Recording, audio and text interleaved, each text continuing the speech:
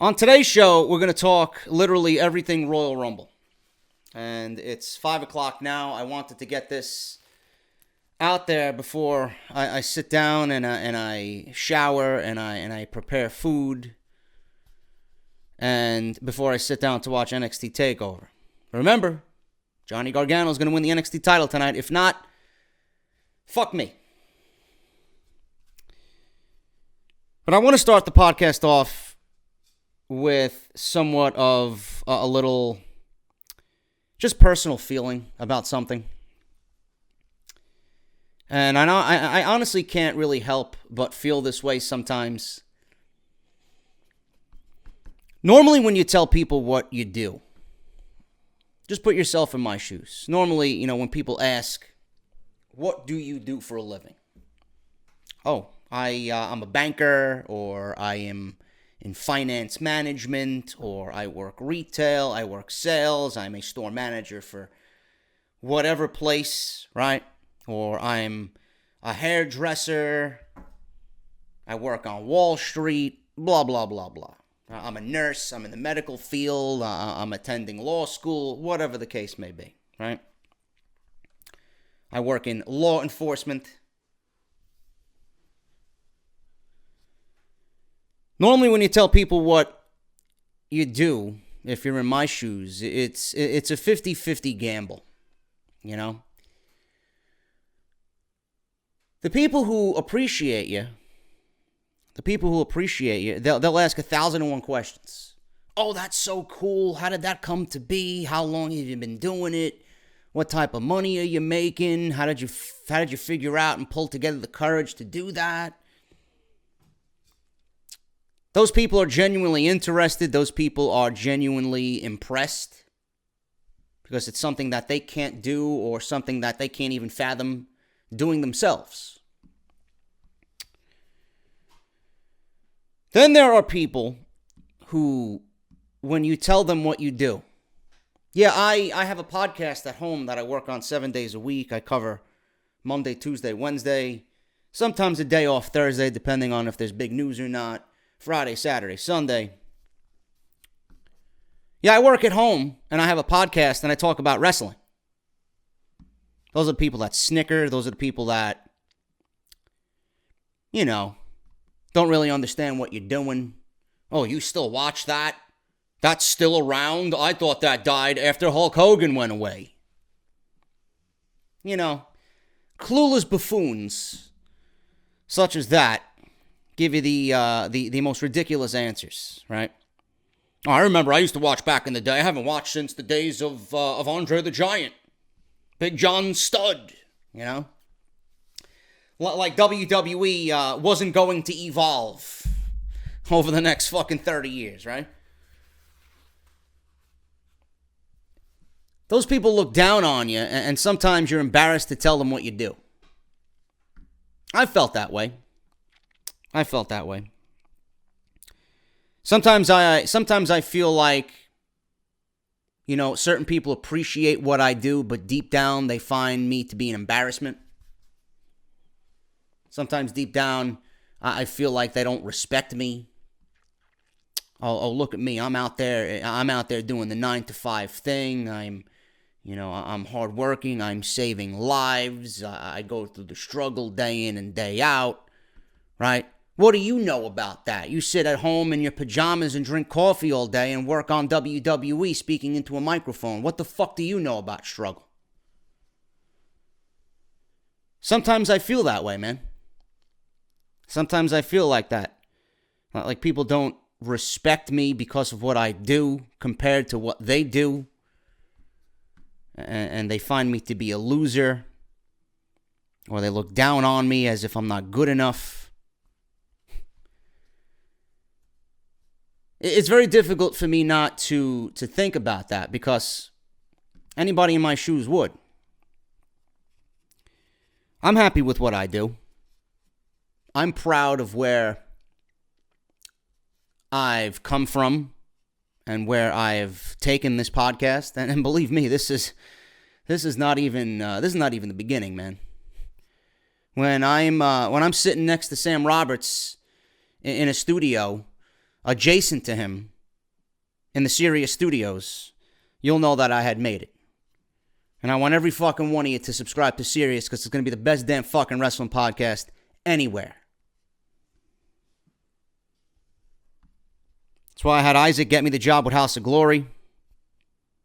I don't want to limit myself to just talking about wrestling. I want to apply my knowledge and my passion to the actual in-ring talent that I've been lucky to call with House of Glory.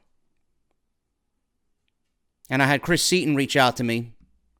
Chris Seaton, part of the New York Wrecking Crew. Shout out to him. He got injured at one of our last events in October, Glory of War. Hurt his leg. Coming back this summer.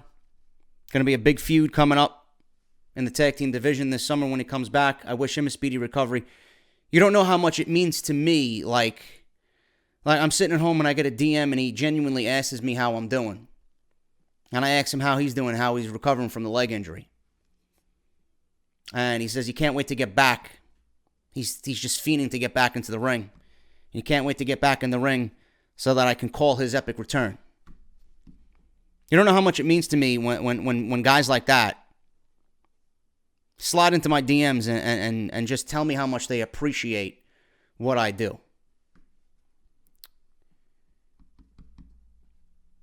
Sometimes I just feel like I'm not good enough for some people, you know? Like I didn't go through the struggles that you went through and I'm not good enough for you.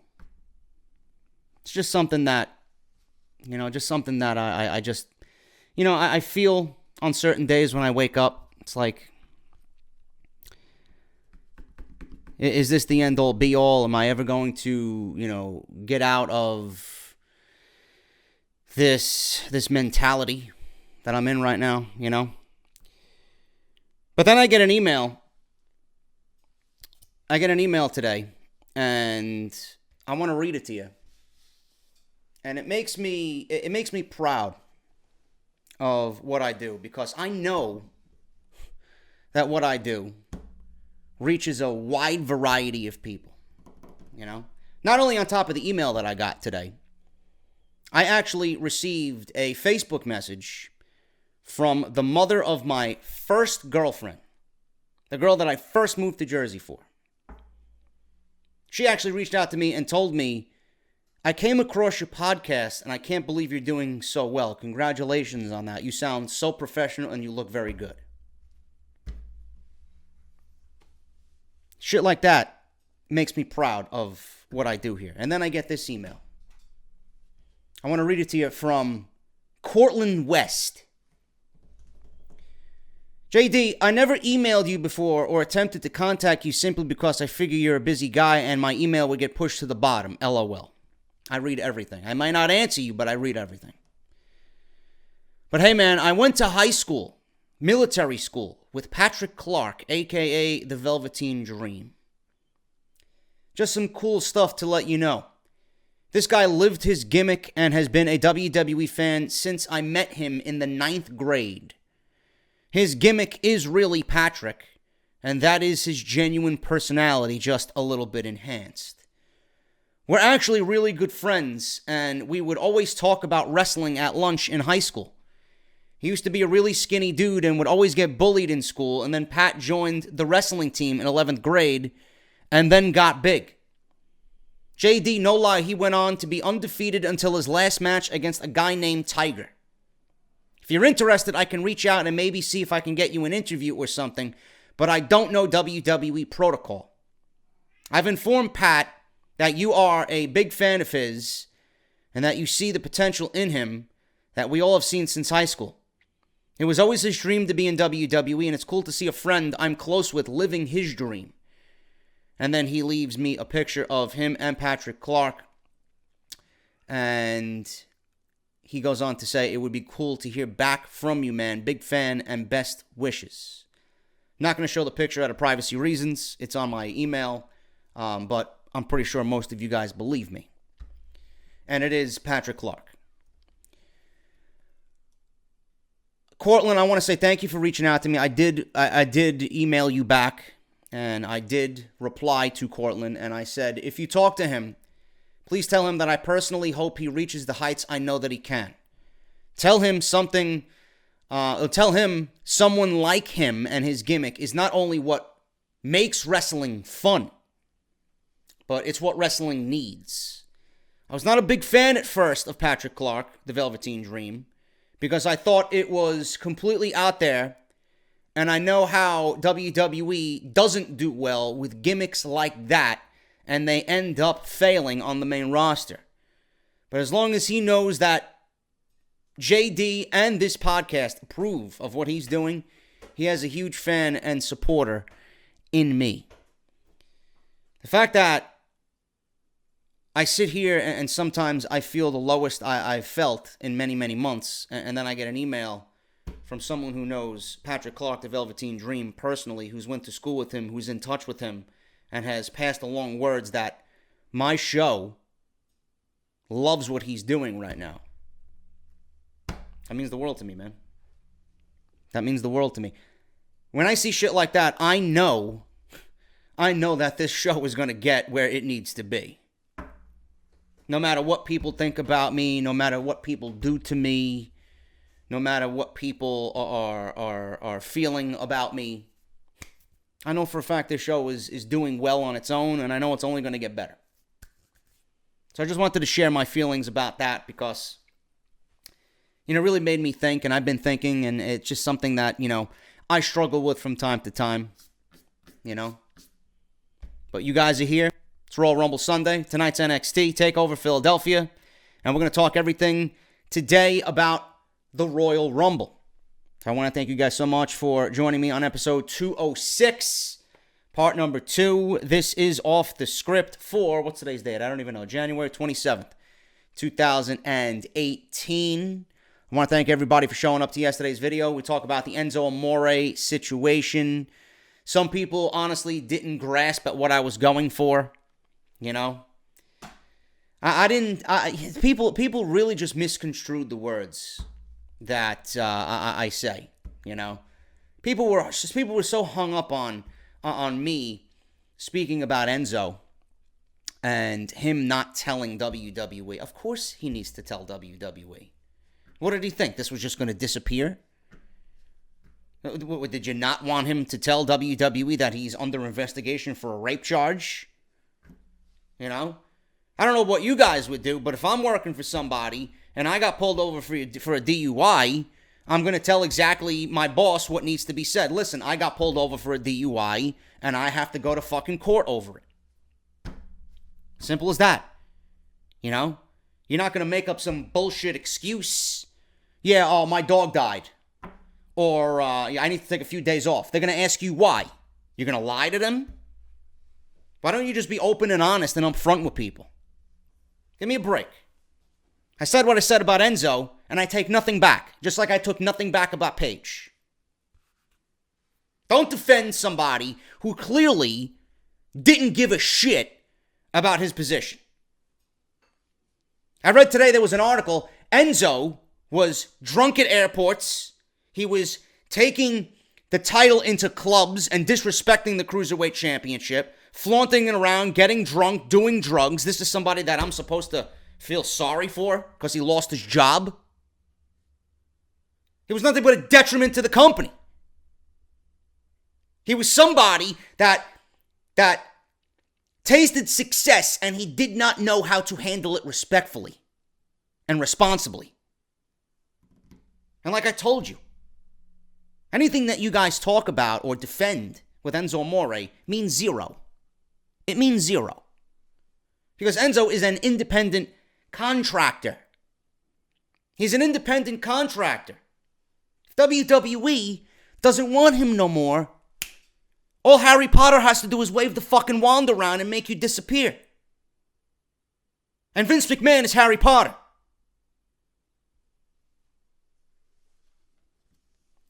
Don't get me started on Enzo again. I couldn't give a single fuck with him being gone.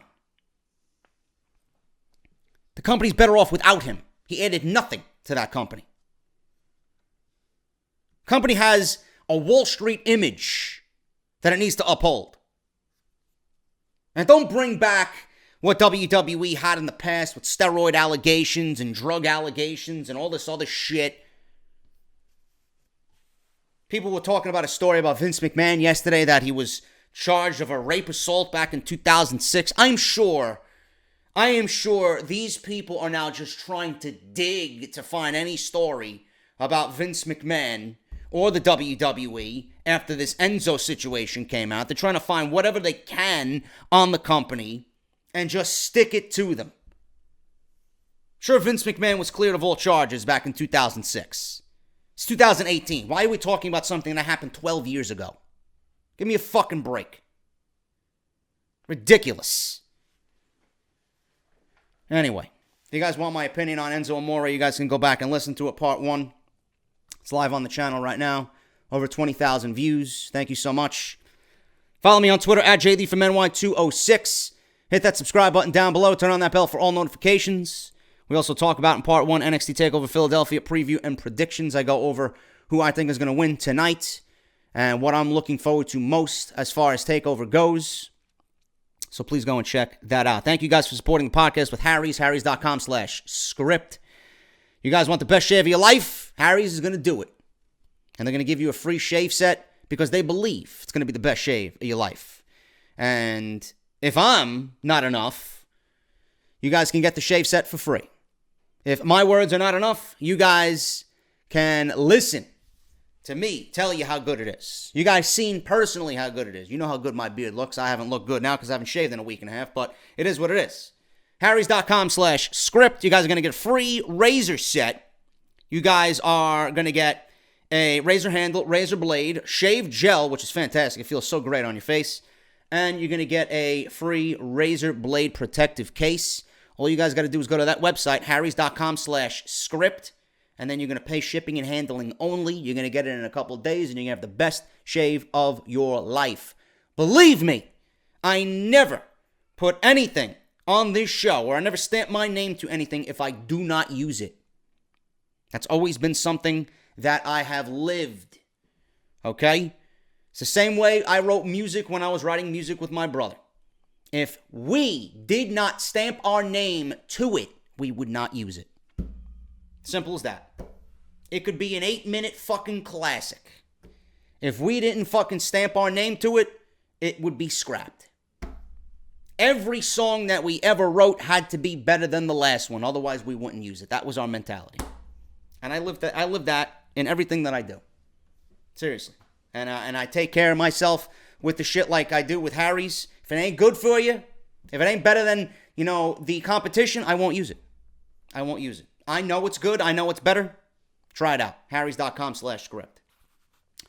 Speaking of music, I want to say fuck you, Rob Flynn. Rob Flynn, the lead singer of Machine Head. Their new album came out, and it is absolutely fucking horrendous. I hope Machine Head, I honestly hope, I honestly and wholeheartedly hope that Machine Head has no band after this album. You guys remember, if you guys listen to Machine Head, some of you might not even fucking realize who I'm talking about or know who I'm talking about. Machine Head made an album called The Burning Red. It was by far the biggest piece of shit that I've ever fucking heard. It was their way of getting onto MTV. What happened? They made The Burning Red, and then they made that fucking album. What was after that? Bulldozer, whatever the fuck it was called. Supercharger. Bulldozer was a good song. Supercharger. 2 fucking albums that were absolutely god-awful. Then we got the next album. And the first track on the next, I don't know what the name of the fucking album was. Imperium. I don't know the album titles. I know the first song was Imperium. Then we got Machine Head Back to Old. Then we got The Blackening. Then we got Locust. And then we got this fucking piece of shit. Catharsis. Are you fucking kidding me? I spoke to my brother. He's like, did you hear the new Machine Head album? I'm like, yeah, it was fucking god-awful. 15 songs. It's like they called Corey Taylor up, bro. We're going to mimic what you guys did with the last Slipknot album. If I want to listen to Slipknot, I'll listen to Slipknot. If I want to listen to Machine Head, I want a album of 9 songs. Machine Head albums lately have not even eclipsed 8 songs, 9 songs, maximum 10. The Blackening had 8 fucking songs on it. Every song was like 10 minutes long. This album has 15 fucking songs. You know by the number of songs on the album that they put absolutely no fucking thought into it. I hope Rob Flynn has no fucking band after this album. What an embarrassment. From the people that put out fucking The Blackening, which is one of the best modern metal albums of its fucking time, to this? I want to make this a fucking music podcast. Let's talk about the Royal Rumble, man. Before we do that, I do want to do an unboxing, because if I don't do it, I'm not going to do it now. That Wrestling Club, got it. Hopefully it's better than WrestleCrate, because WrestleCrate seemingly didn't put any effort into their crate this month. ThatWrestlingClub.com. If you guys enjoyed what you see in here, which I'm hoping I do. I don't know what's in it, but if you guys enjoyed what you see in here, ThatWrestlingClub.com. They're a big supporter of the show. And you guys can save money. If you guys want to subscribe, if you guys want to get this delivered to your front door, you can use coupon code JDFROMNY. I do believe you're going to save 10% off your first purchase. Let's see what's in here, man. And follow them on Twitter, too, ThatWrestlingClub.com. And on Twitter, That Wrestling Club. What do we got here, man? Scott Hall. Another pin to add to the collection. Let me turn on my camera so I can see what the fuck I'm showing you guys. There you go. Scott Hall pin, ThatWrestlingClub.com. Another pin. We got a Joker-esque Finn Balor, man. That's sick right there. Yeah. That's nice there. 2 pins. Love my pins, man. Ooh, this is what I'm talking about. WWE Elite Alexa Bliss action figure. There you go. We got The Miz, Heath Slater, Jericho, Big E, and Kevin Owens in this set. Alexa Bliss, man. There you go. Pretty nice. That makes the whole crate right there, bro. That makes the whole crate right there. What do we got? We got a t-shirt here. Uh-oh. The Beard Guide to Wrestling. And look at that, man. We got a bunch of different beards on there. Yeah. We got legendary beards on this shirt. We got the Hogan. We got the Roode. We got the Anvil, the Bryan, the Fuji, the Savage, the Eddie, the Steiner, the Sheik, the Foley, the Hardy, the Zeb, the Hacksaw, the Lou, the Honky Tonk, and the Razor. Who do I have my beard mimicked after, man? A lot of people say AJ Styles, but people compare me to AJ Styles. I think that's only a good thing, huh? What do we got here, man? We got a Calling Spots. What is this? Just a caricature of Kevin Owens. There you go right there, man. There you go right there. Ooh. You know, these guys are only... This is the only crate where you're getting modern... like actual performers in WWE current day with autographs in their box. We got Nia, we got AJ, we got Seth, we got Bray, we got Kane, I believe. These guys are doing their thing, man. That Wrestling Club. Gotta love them. What do we got here? January 2018, the heavyweight box. An elite action figure, Beard Guide to Wrestling. If you got the cruiserweight box, you got the Nia autograph, the basic WWE figure, and a stupid idiot art print. So you're gonna get different shit in each crate. And then you got the small package lapel pin, Balor, Joker mashup, and that is a picture of Nia Jax signing all of her autographs. There you go. And then that was the list of January. Good stuff, my man. Good stuff. ThatWrestlingClub.com. Make sure you guys go and check it out. Big sponsor of the show. I love these guys. I met them at WrestleMania in Orlando at the, what the fuck was it? At WrestleCon. They filled me in on the AJ Styles briefing there. Hopefully, if I make my way down to New Orleans, which right now is probably not looking likely, hopefully I get to meet them eventually again. So we'll see what happens with that. ThatWrestlingClub.com. Use coupon code JDFROMNY at checkout for 10% off. I'm going to actually hit the introduction right now. I'm going to clean this mess up, and then we're going to talk Royal Rumble. We're going to talk Stephanie McMahon. I'm going to talk Ronda Rousey. I'm going to talk who I think is going to be the Final Four. I'm going to talk Braun Strowman. I'm going to talk Roman Reigns. I'm going to talk literally everything about the Royal Rumble, so don't go anywhere. We're going to talk about everything for the 2018 Royal Rumble, and I'm going to make some outlandish predictions.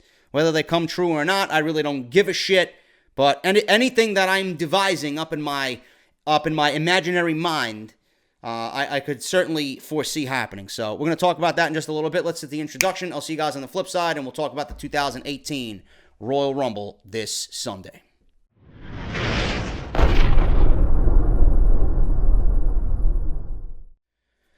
I think everybody's mentality going into Sunday night is one where it's anybody but Roman.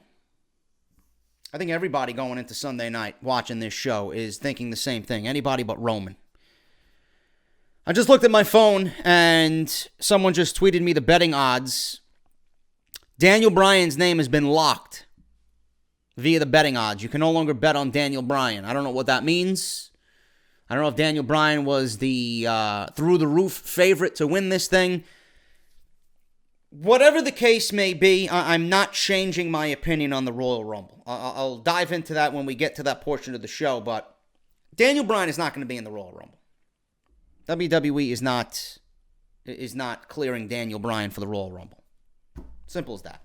If WWE wanted to clear Daniel Bryan, they would have allowed him to come out and say that he's cleared, or a storyline would be made. They're not going to automatically put him in the Royal Rumble and everything's going to be okay.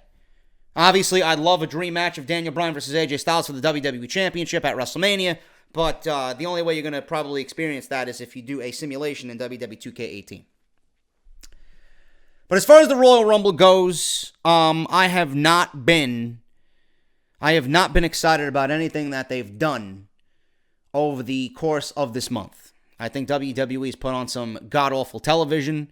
I think WWE, honestly, is just trying to get through the Royal Rumble the best that they can and then begin WrestleMania plans. It's very difficult for WWE to build hype around the Royal Rumble when most of the hype is just getting everybody in the same match, and, there really isn't any storylines going on right now besides the championships, which they haven't even done a good job doing that, when most of your roster is going to be in both of these Rumble matches. I can sit here and talk to you in nauseam about how I don't agree with the Women's Royal Rumble, how I don't think it's going to come off well, how I think it's just a complete overhyped waste of time, how I think WWE went about presenting this in the wrong way. They didn't let things flow organically. WWE really wanted to nail the fact home that this is the first time ever instead of just leaving it the way it is and letting it just marinate with everybody. No, they wanted to force the women can do just as, women can do just as well in this environment, just like the men. First time ever, women equality and yes, yes, yes. Meanwhile, WWE just completely abandoned storyline, and they have all this nonsense on TV where we see women feuding or certain women feuding, a new faction's brought in, then Stephanie McMahon comes in like Mother Hen, and she is making an announcement, first time ever, Women's Royal Rumble, everybody hugs. We were just subjected to Absolution trying to take over the Monday Night Raw Women's Division, and then you're going to have Paige and Alexa Bliss and Paige and Asuka shaking hands and hugging, and well, what does that tell me as a viewer? It means you don't know what the fuck you're doing. You're abandoning quality of television to sell me on a fucking Royal Rumble that, if you left it alone, maybe I would generate interest just by thinking about, this could be a good idea. This could be a good idea. And the simple fact that I am an old school head. I love the Rumble. Don't get me wrong. But obviously, there's concerns about this. The legacy of the Royal Rumble, to some of you, it might not be diminished. To me, it is. The Royal Rumble has always been, at least for most of the event, the premise of the Royal Rumble was win the Royal Rumble, go to the main event. The main event of WrestleMania. It's not win the Royal Rumble and then get a title shot at a title that means absolutely nothing in the grand scheme of things. And that's exactly what the Women's Royal Rumble is. You're going to win the Rumble match, and then you're going to get a championship match at a women's title that means absolutely nothing on modern-day WWE television. Not really something I can get behind. Not really something that I can get behind at all. And it's like, you got everybody in this match, and the way that WWE has treated the women over the past year, You expect me to believe that there's one woman out of all these women in this match? I'm going to go over them right now. Naomi. Do you believe Naomi's going to win this match? Has she done anything on television to make you believe she's going to win this match? No. Ruby Riott. I think Ruby Riott's decent, but she hasn't really done anything. Natalya? No. Sasha Banks, Bayley, Mandy Rose, Sonya Deville? No, no, no, no. Carmella? Tamina? Lana? Liv Morgan? KFC Logan? No, no, no, no, no. Mickie James, Nia Jax, maybe Nia, because they've kind of protected Nia over the last couple of weeks. Becky Lynch, Alicia Fox, Dana Brooke is even in the Royal Rumble. WWE hasn't presented anybody outside of Asuka and Nia Jax as credible threats in this Royal Rumble. Yet I'm supposed to sit here and watch 30 women enter this match in 90-second intervals, and I'm supposed to put my faith in these women. I'm supposed to dive headfirst into believing any one of these women is supposed to win this Royal Rumble. I can't even watch a full women's segment on Monday and Tuesday nights, let alone 30 women in a Royal Rumble spanning over 1 hour. Come on, man. WWE has done nothing to get me excited about this match and have done nothing to make it believable. Then the greatest news of all. The greatest news of all. As if I wasn't nauseous already. Due to the fact that women's wrestling on Raw and SmackDown is fucking terrible. Stephanie McMahon will commentate during the Women's Royal Rumble match. I wonder what that means. What does that mean to you? You see, to the fucking clown out there, that means, oh, we have to listen to Stephanie McMahon commentate over the Women's Royal Rumble match. We have to hear her screeching voice that could break fucking glass. She's better off hanging off a fucking building in Gotham City pretending to be a fucking gargoyle. In fact, I'd rather hear the fucking gargoyle shrieking over Gotham City than Stephanie McMahon. Nah, but when you got someone like me who's sitting in this beautiful new gaming chair that's much more intelligent than most people watching this shit, you know what this means to me? It means, hey, this is a way in for Stephanie McMahon to either be in the Rumble match, because we've seen that before. How many times have we seen commentators sitting ringside all of a sudden pretending like they're commentators, and all of a sudden their music goes off and they're in the match? Right? Michael Cole, Jim Ross, Booker T, JBL. I could see Stephanie McMahon sitting at the commentary table and that cringe music goes off and she's in the match. Or we see, and this is where I'm going to blow your minds, or we see Ronda Rousey make her WWE debut because, you know, Triple H has pretty much given away the idea that Ronda Rousey is signed and she's going to be imminent. And the last thing he said about Ronda Rousey is, keep your eyes open. Keep your eyes open for what? We're going to keep our eyes open on Sunday night. She's going to be in the Royal Rumble match. Ronda Rousey's going to win the Royal Rumble. That's my prediction. Ronda Rousey's going to win the Royal Rumble. She's going to be the first ever Women's Royal Rumble winner. And Stephanie McMahon's going to go into the ring because the reason why she's sitting at ringside is because she's going to raise the hand of the winner, because Mother Hen always has to have the spotlight. She's going to be in the Rumble match. She's going to win the Rumble match. Stephanie McMahon is going to raise the hand of Ronda Rousey, and she's going to attack Ronda Rousey in the match after she won, and it's going to set up McMahon versus Rousey at WrestleMania. Why? Because WrestleMania has to be about the McMahons. That's why. That's scenario number one. Or number two, Stephanie McMahon interferes in the Rumble match and costs Ronda Rousey to get eliminated, setting up the match at WrestleMania, giving the Rumble win to Asuka. I could see both of those scenarios happening. Do I want either one of those scenarios to happen? Fuck no. I just want to give Asuka the win. Have her come in at number one and have her last all the way. But you know what? I'm gonna side with the majority here. Asuka, if she doesn't win the Royal Rumble, it's no blemish on her undefeated streak. It will help it, but I don't think if she's eliminated, it's not going to really blemish her undefeated streak. because a battle royal really doesn't count, right? But if Asuka's going to be in there, she has to have the most eliminations, no question. Asuka has to have double-digit eliminations in this thing. Now, I do think that Stephanie McMahon being at ringside to commentate this match is going to play into either the finish or some type of bullshit to get her involved in the match or set up a WrestleMania match for her. I could see this. So she's going to be there. McMahon tweeted, announcing the first ever Women's Royal Rumble match was one of my all-time favorite moments. And I'm now proud to share that I'll be joining the announce team for this historic match on Sunday. Hashtag Rumble for All Royal Rumble. Seems a bit of a move that is out of left field, and one has to wonder why McMahon is there. So, people have already taken to social media and asked the WWE Network official Twitter account, "Fan, Stephanie, can you please send me instructions on how to change the language of commentary on my WWE Network, because I would rather listen to indecipherable language than your ego-driven drivel." This is something that someone tweeted to Stephanie McMahon. So WWE Network chimes in and says, "Hi, to change the language on the WWE Network, hit the settings option in the bottom right corner of the video, the little cogwheel.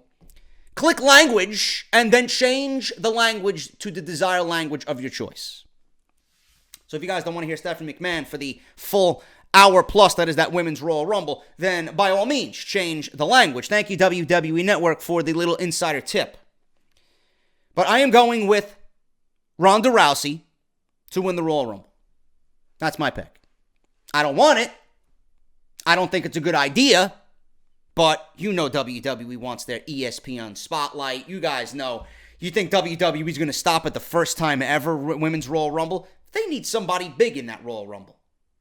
For the first time ever, WWE is going to go out of their way to make sure that every fucking eye in the sports world is on their product. So having Ronda Rousey come into this Royal Rumble is not out of the question. I'm going with Ronda Rousey. As far as who I think is going to be there at the end, Ronda, Asuka, Becky, and Nia Jax. Why? Because Nia has been built up and protected. Asuka, self-explanatory. Ronda, it's Ronda Rousey. And I think Becky needs it. Out of everybody in this match, I think Becky needs it the most. Becky's going to be the Iron Woman of this match. That's my pick for Becky Lynch. She's going to be the Iron Woman of this match. She's not going to win it, but she's going to come close. She's going to be that underdog babyface that everybody wants to see. I'm going with Ronda Rousey. And believe me, what I stated about Stephanie McMahon is very, very possible. And I would not put it past WWE to do something like that. As far as the rest of the stuff on this show, Bobby Roode.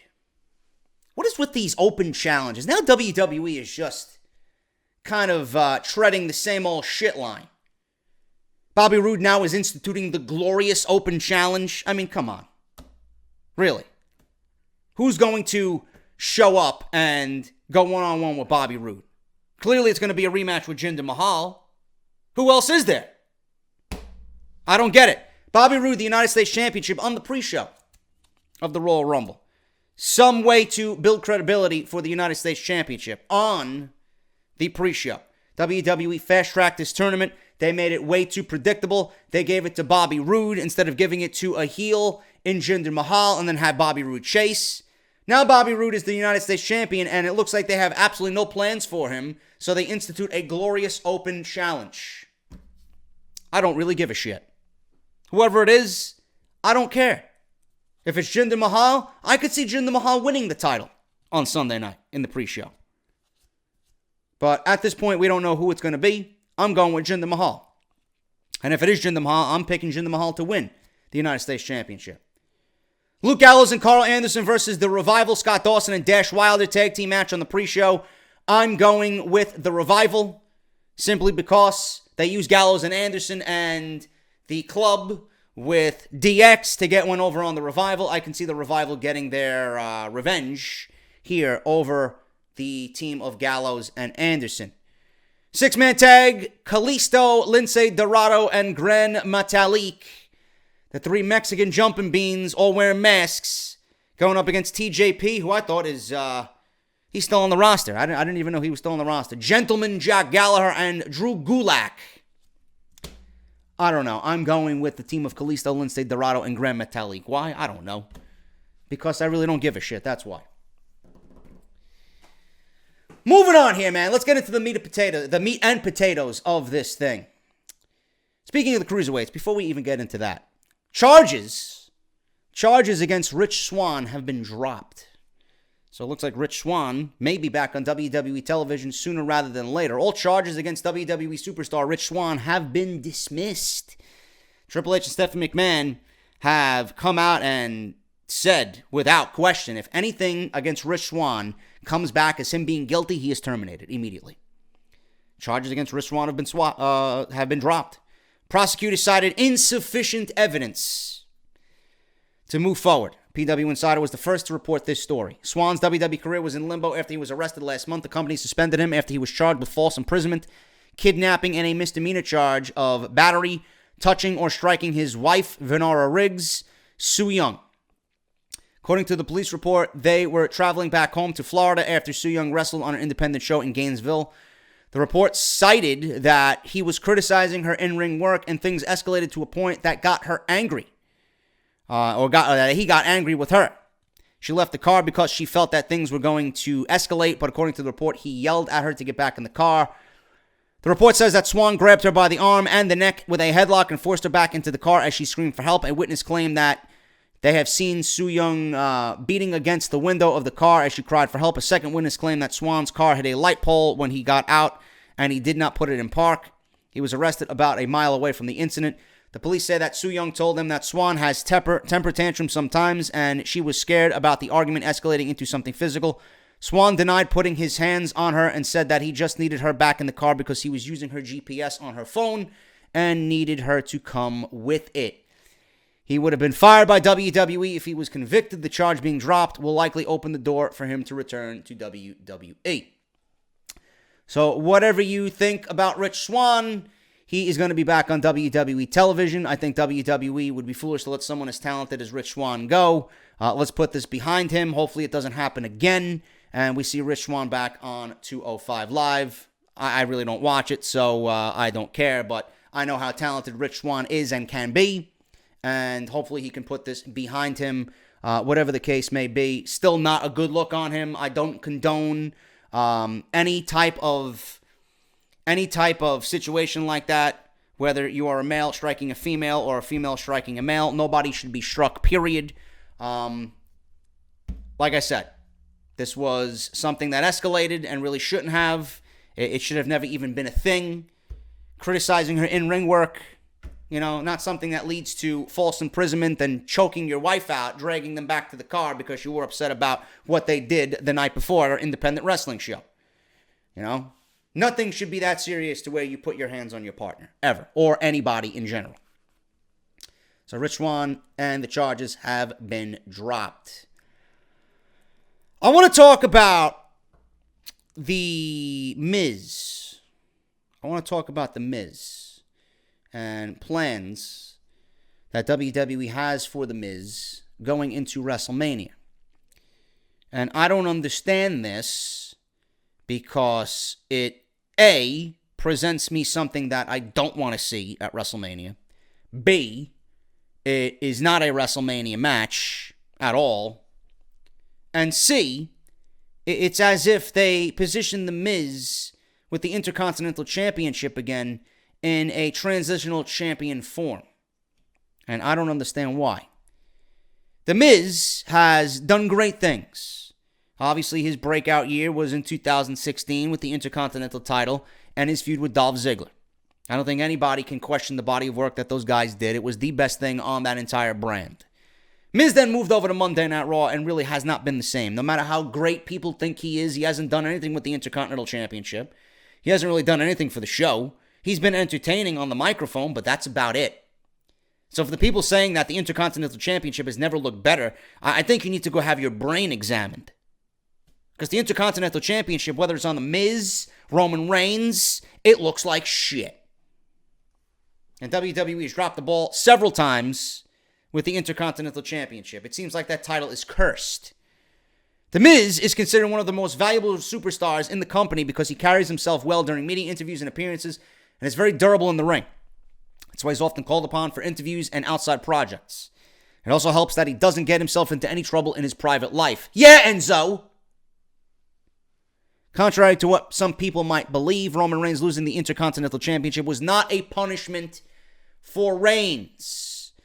And that guy that's incarcerated that made the allegations of steroids or mentioned Joe Anoa'i, Roman Reigns, as being one of his clients, apparently he came out again this week and cited that he will reveal text messages and phone calls that proves that Roman Reigns was indeed a client of his in this big steroid ring. So, Roman Reigns is not out of the woods yet as far as the steroid allegations. WWE really isn't paying too much mind to it right now, but next week should be very interesting for Mr. Roman Reigns. It made sense for Reigns to drop the title this week because Reigns will be in the WrestleMania main event. I was one of the people that figured, you know what, WWE wants to make this main event that we've seen already at WrestleMania 31 even bigger. So why not do champion versus champion? I could have certainly seen WWE do that. I was one of those people that thought that WWE wasn't going to make Roman Reigns lose on this road to WrestleMania. I guess that'll start at the Royal Rumble. So it was not a punishment. It made sense for Reigns to drop the title because he's going to be fighting Brock Lesnar more than likely in the main event of WrestleMania 34. On Tuesday's Wrestling Observer Radio, Meltzer said that the steroid story from last week had no impact on Reigns and his push. There are also big plans in store for The Miz. His Intercontinental title win on the 25th anniversary show is said to be the beginning of a big push for him. Meltzer noted that there is a major WrestleMania match planned for him, so you can expect them to keep him strong throughout Mania season. Right now, what WWE has in store for The Miz is that he is set to defend the Intercontinental Championship against Braun Strowman at WrestleMania. I ask, why? Why? That's not a WrestleMania match. That's not something I want to see at WrestleMania at all. What I would do with The Miz, being that you got the Miztourage, right? You got Axel, you got Dallas. You had them feud for absolutely no fucking reason. Why don't you do The Miz versus Finn Balor at WrestleMania? Why don't you give Finn Balor the Intercontinental Championship? I've been stating this for months now, dating back to SummerSlam. I think Finn Balor versus The Miz would be much more enjoyable than Braun Strowman versus The Miz. I don't get that. What are you doing with Finn Balor? Why are you putting him in a role with the club and building them up as a faction if they're going to go nowhere? What is their purpose on WWE television? What is Finn Balor's purpose on WWE television unless you're thinking about moving him to SmackDown Live? Doesn't make any sense to me. What will Finn Balor's match be at WrestleMania? That's the better question. This is ridiculous. It really is ridiculous. If Samoa Joe didn't get hurt, and this is WWE's fault, Samoa Joe did not get hurt in that waste of a match with Rhino a couple of weeks back, we would be talking about Samoa Joe being the Intercontinental Champion. I'd much rather see Samoa Joe versus Braun Strowman for the Intercontinental title. That's a lot more appealing, isn't it? The Miz versus Braun Strowman.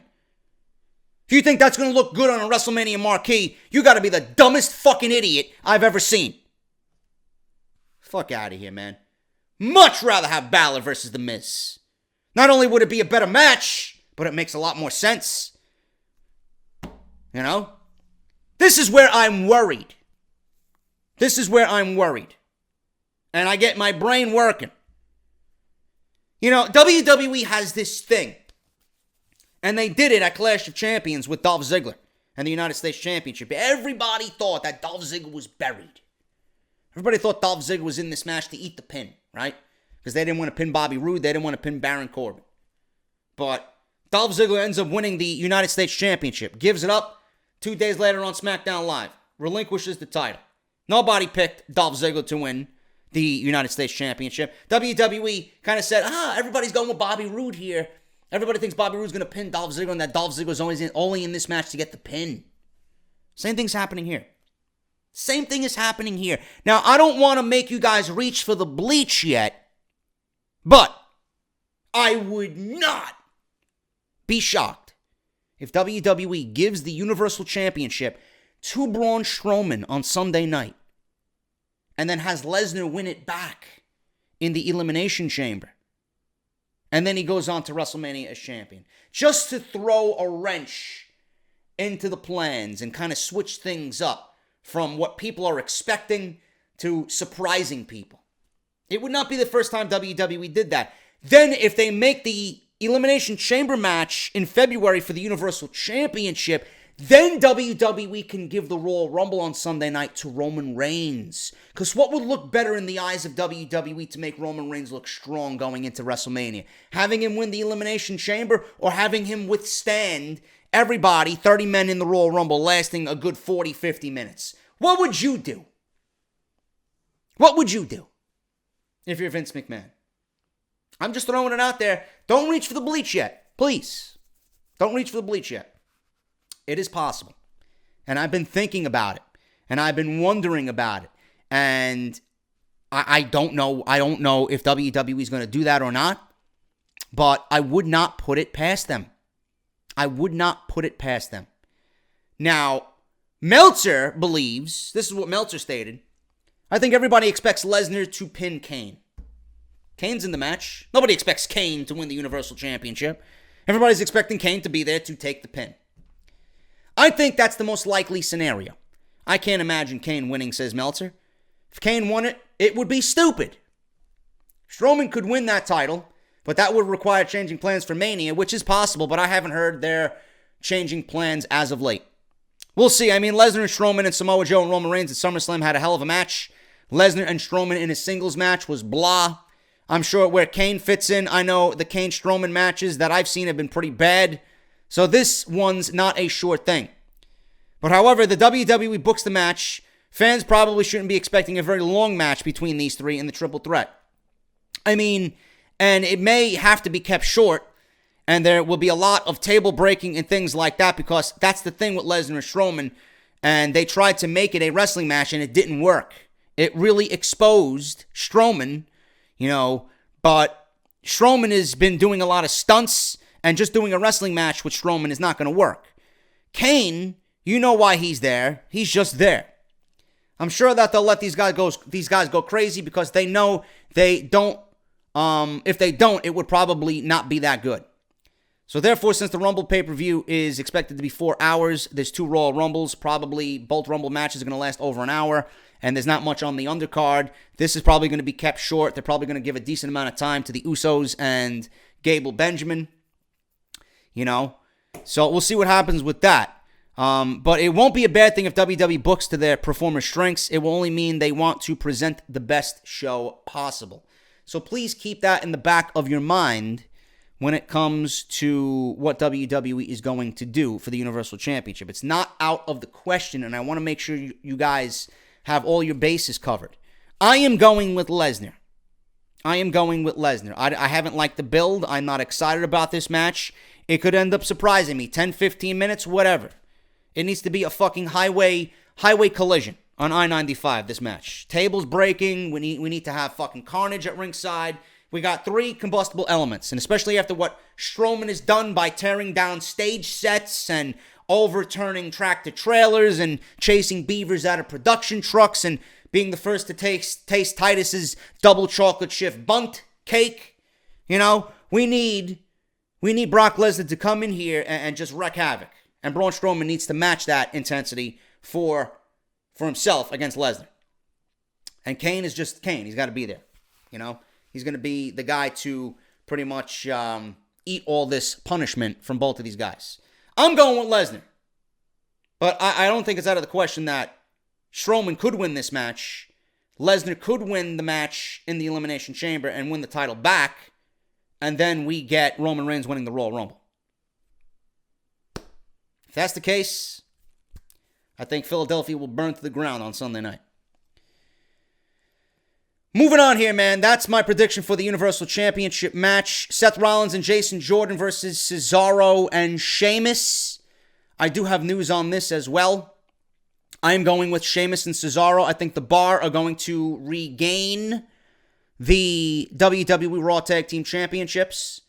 But there is possible plans for Rollins and Jordan coming up for WrestleMania. Rollins couldn't call on his old buddy Dean Ambrose to challenge the Bar because he was injured. So Angle picked a partner, a.k.a. Jason Jordan. So that was the one thing that Rollins really didn't understand, but it led him to tag team title victory over the Bar. Turned out to be a success. Now that we have Jason Jordan and Seth Rollins as Raw Tag Team Champions with the Bar chasing the title at the Royal Rumble, I kind of think that this is where we're going to see the dissension between Rollins and Jordan. Now, I think the Bar are going to win the tag team titles here. Even Meltzer states, I presume the Bar is going to win the tag team titles. And I presume by watching this that Rollins and Jordan have a screw-up, which you know what the next step will be. Does that mean we're going to end up getting Rollins versus Jordan at WrestleMania? You know what? It would probably be a really great match. That's what I think they're going to be doing here. Bryan Alvarez expressed concern over the fact that it might be hard for WWE to make people care about that match, but Meltzer seemed to have a more positive outlook. People want to dislike Jordan, so you could do that. I mean, obviously, it wasn't the original plan for WrestleMania. It was supposed to be Dean Ambrose, so it probably is what they're going to do, stated Meltzer. Rollins versus Jordan could tear the house down when it comes to strictly a pro wrestling standpoint at WrestleMania. It could be really difficult for them to build a match around the heat that we get from these two, but it is certainly a decent idea right now because Jordan is getting legit heel heat. People want to hate him, and WWE could really pull the trigger on turning him full-fledged heel against someone that the crowd loves so much in Seth Rollins. However, only time will tell what WWE does on the road to WrestleMania, and this will certainly contain many twists and turns along the way. It looks like Dean Ambrose is really going to be out. I expected it to be one of those Braun Strowman situations where they say he's going to be out fucking 6 to 8 months, and then he comes back in 2. It looks like Dean Ambrose is going to be out for the extended amount of time. He's going to miss most of WrestleMania season. He's going to miss most of SummerSlam season. So, sucks for that. But if you're turning Jason Jordan heel instead of Dean Ambrose, what are you going to do with Dean Ambrose when he comes back? I don't know, man. Seems like Dean Ambrose and Seth Rollins both got the shaft here with Dean Ambrose's injury. I would have loved to see Dean Ambrose turn heel and turn on Seth Rollins. The impact that it would have made would have been tremendous. But we'll see what happens, man. Rollins and Jordan could have a great match. I don't know what foundation you're going to build that match on if you do indeed go with those plans.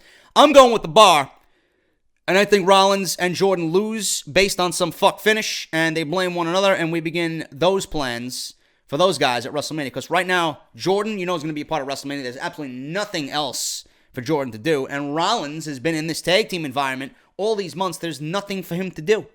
So all signs point to Jordan and Rollins at WrestleMania. Will it be a great match? Yes. Will people care about it? That's the tough question. We'll see what happens. Moving on here, man. AJ Styles versus Kevin Owens and Sami Zayn. I mean, I'm going with AJ Styles. I don't know what you guys want to go with here. I can't see Owens and Zayn being dual WWE champions. That's just outlandish to me. It's ludicrous. AJ Styles is going to win. AJ Styles is the best at what he does. AJ Styles is the man you want holding the championship going into WrestleMania. Do I have any other pointers to lend to you guys? No. That's the one glaring thing that needs to be said. AJ Styles is the best at what he does. He should be the WWE champion going into WrestleMania. Simple as that. I don't like how this has all come to be. Owens and Zayn have been fantastic in their roles. I've loved Kevin Owens mixed with Sami Zayn, their sarcasm, their intensity, their humor, just the way that they carry themselves together. It's been great. I think Sami Zayn and the heel turn that was Sami Zayn has done wonders for him. I mentioned on Tuesday that I finally feel Sami Zayn is in a main event role. I mean, for fuck's sake, we've seen him win with the Blue Thunder Bomb on Tuesday night. The first time ever. He looked good in a main event situation with AJ Styles. But the thing is, does Vince McMahon think Sami Zayn is a main event guy? I mean, I've seen main event potential in Sami Zayn for years now. But I knew that already before the match with AJ Styles. But AJ Styles and Kevin Owens, Sami Zayn, I've liked what they've done. It's very difficult to fully invest yourself in this storyline because the underlying storyline is Daniel Bryan and Shane McMahon and is revolving around those guys. AJ, Owens, and Zayn are nothing but supporting players. It's tough to get behind the supporting players when the main guys are Bryan and Shane McMahon, and we don't know where that's going. And if it's not leading towards Daniel Bryan getting back in the ring, then what the fuck are we leading towards? What are we going towards? Nothing. Going with AJ Styles, he's going to retain. I could see Kevin Owens and Sami Zayn kind of begin dissension here, and it might lead to a match with them at WrestleMania. I don't know. So we'll see what happens, man, and then we'll assess all of that at Tuesday night on SmackDown Live. AJ's going to win. He's going to retain the title. No other way about it. AJ needs to go into WrestleMania as the WWE Champion. The Usos, Jimmy and Jay versus Chad Gable and Shelton Benjamin. You know, man, this one is going to be difficult because I see how much WWE has put into building Gable and Benjamin up as credible threats to the tag team division. But then again, you got the Usos. Usos are the very best tag team on SmackDown Live, and I've been saying it. If you're the best of what you do in your division on WWE television, you should be the champion in that division. We got AJ. We got the Usos. Usos, nobody's come close to the Usos. I could see them giving the titles to Benjamin and Gable. I really could. But what would you rather see as far as a tag team title match at WrestleMania? You want to see Gable and Benjamin versus Rusev Day? Or do you want to see the Usos versus Rusev Day? I would rather go with the Usos versus Rusev Day. I'm thinking ahead. I don't think the Usos lose the tag team titles. Even though this is going to be a great match, 2 out of 3 falls, these guys can get a lot of shit in with 2 out of 3 falls. I like how it came to be. The story has been simple enough to follow. I just can't see them giving Gable and Benjamin a tag team title victory here over the Usos.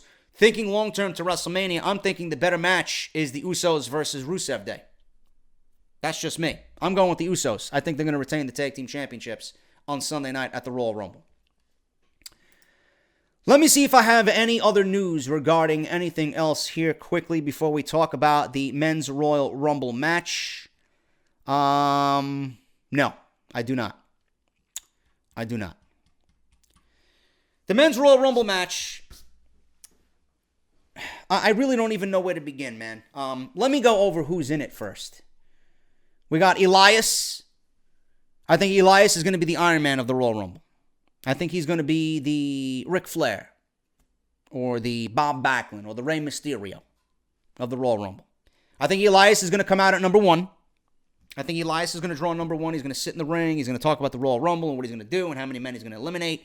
Going to get his shtick in there. Otherwise, you can't do it. I think that's what's going to happen. Randy Orton, Shinsuke Nakamura, John Cena, Finn Balor, Baron Corbin, Matt Hardy, Bray Wyatt, Rusev, Aiden English, Titus Catering, Cruz and O'Neal, The Miz, Ty Dillinger. Be nice to see Miz and Ty Dillinger mix it up after that little exchange they had last year. Big E, Kofi, Xavier, and Roman Reigns was just announced on the 26th. Samoa Joe is missing the Royal Rumble. So that is 18 men. Is that 8? No, it's 18 men. 1, 2, 3, 4, 5, 6, 7, 8, 9, 10, 11, 12, 13, 14, 15, 16, 17. 18 people have been announced for the Royal Rumble. Do we see surprises in the Royal Rumble? Yes. Who do I think we'll see as surprises in the Royal Rumble? I do think we see The Undertaker in the Royal Rumble. I don't think John Cena is winning the Royal Rumble. I think The Undertaker is going to be in the Royal Rumble as a surprise. I think WWE left intentionally The Undertaker off of Raw 25. They didn't leave him off Raw 25. They did not have him mention John Cena at Raw 25. And I think The Undertaker is going to cost John Cena the Royal Rumble match on Sunday night. I could see The Undertaker being one of the 30 men in the Royal Rumble. Do I think we see Ricochet? No, I would not have Ricochet in the Royal Rumble because Ricochet needs to go to NXT. Now, it's not out of the question for Ricochet to debut in the Royal Rumble and then go to NXT. Rusev debuted when he was in NXT, and he had a nice showing in his first Royal Rumble match, so they can do that just to kind of get notoriety to him and get eyes on him on this big stage. And Philadelphia, I'm sure, will go crazy for Ricochet, but we don't know if he's going to be Trevor Mann or Ricochet. I don't know what they have planned for him as far as name goes. You know, I don't know if they have theme music ready for him. I don't know if they have graphics for him. I don't know how invested they are in Ricochet right now. I would not have Ricochet in the Royal Rumble because I know he's not going to win it, and I would much rather see him debut on NXT than put him in a Royal Rumble match just for the sake of putting him in the Royal Rumble match to fill one of the 30 entries. Don't want it. I don't think we see Ricochet, but I would not be surprised if we do. Do I think we see EC3? Yes, I do think we see EC3 in the Royal Rumble. I do think we see EC3. I know he's been spotted at the Performance Center, and I know he's coming on into the WWE. So I would not be surprised to see EC3 in the Royal Rumble. Who am I going with to win the Royal Rumble? My opinion has not changed. My opinion has not changed. Now, with all that I brought to the table as far as, Braun Strowman possibly winning the Universal Championship, and then we have the Elimination Chamber match for, the Universal title, and all that jazz, and then Roman Reigns possibly winning the Royal Rumble. I don't believe I'm going to say this, but I don't think Roman Reigns is going to win the Royal Rumble. I cannot fathom WWE being this fucking stupid. I cannot. I mean, if they do that, I swear to God, I hope Philadelphia burns the fucking arena to the ground. I really do. Because then WWE would deserve it at that point. I do think Roman Reigns gains entry into the WrestleMania main event through the Elimination Chamber. I do think Brock Lesnar retains the title. Simple way about it. Nobody is going to pay to sit there and watch Roman Reigns win the Royal Rumble. They don't want it. They don't want it. I am going with a Final Four of Roman Reigns, because he's going to be there at the end. We all know that. I'm going with Roman Reigns. I'm going with Shinsuke Nakamura. I'm going with Elias. And I'm going... this is really tough, man. Nakamura, Reigns, Elias, and I could see Randy Orton being there. I don't think John Cena is going to be there at the end. I think everybody worrying about John Cena winning the Royal Rumble is just, it's just not there for me. I'm pretty confident in saying that John Cena is not going to win the Royal Rumble. Elias, I think, is going to be the Iron Man. Shinsuke Nakamura, Randy Orton, and Roman Reigns. That's what I think is going to be the Final Four. I could be wrong. It's always difficult to choose the Final Four. Actually, you know what? Let me take a step back. I forgot about one guy. I do think we see Dolph Ziggler. In the Royal Rumble. I'm going with a Final Four of Nakamura, Reigns, Elias, and Dolph Ziggler. That's what I'm going with. I think Dolph Ziggler is going to be there at the end. I think he's going to be in the Royal Rumble because it doesn't make any sense. He gave up the United States Championship. He says, I got bigger and better things to do than the United States Championship. I just did this because I wanted to show you how good I am. This is a perfect opportunity for him to come close to winning the Royal Rumble, but ultimately not win it. They'll probably end up putting him back in the United States Championship title picture anyway because they don't have any fucking idea what to do with him. I'm going with Shinsuke Nakamura winning the Royal Rumble. He needs it. He needs that one big win. People need to believe in him. He needs some momentum. And it's the best WrestleMania match that you could possibly ever conceive right now for that New Orleans card. Especially after what we've seen with Wrestle Kingdom. WWE has to put their best foot forward.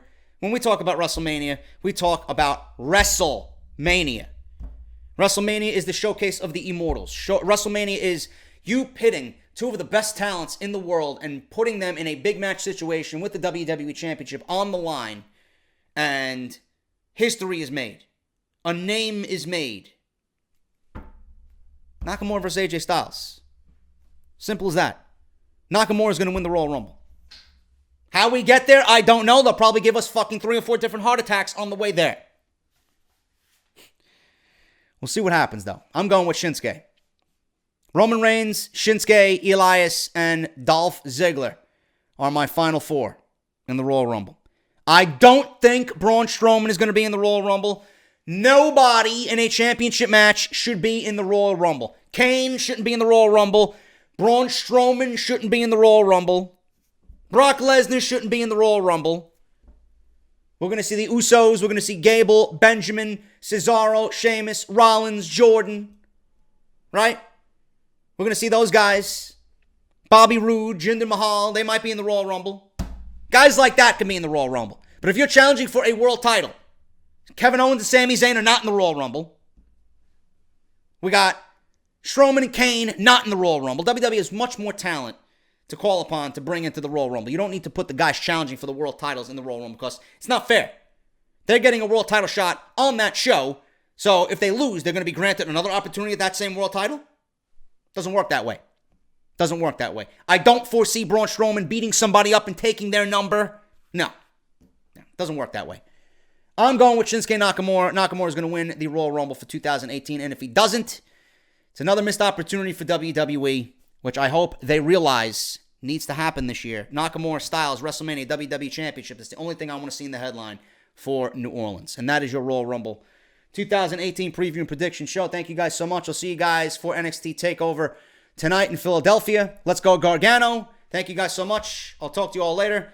Not sure if there's going to be much news tomorrow. We'll see what happens. But if I have something, I will definitely let you guys know.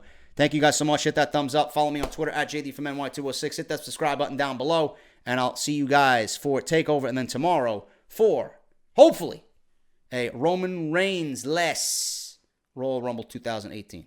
I'll see you guys later.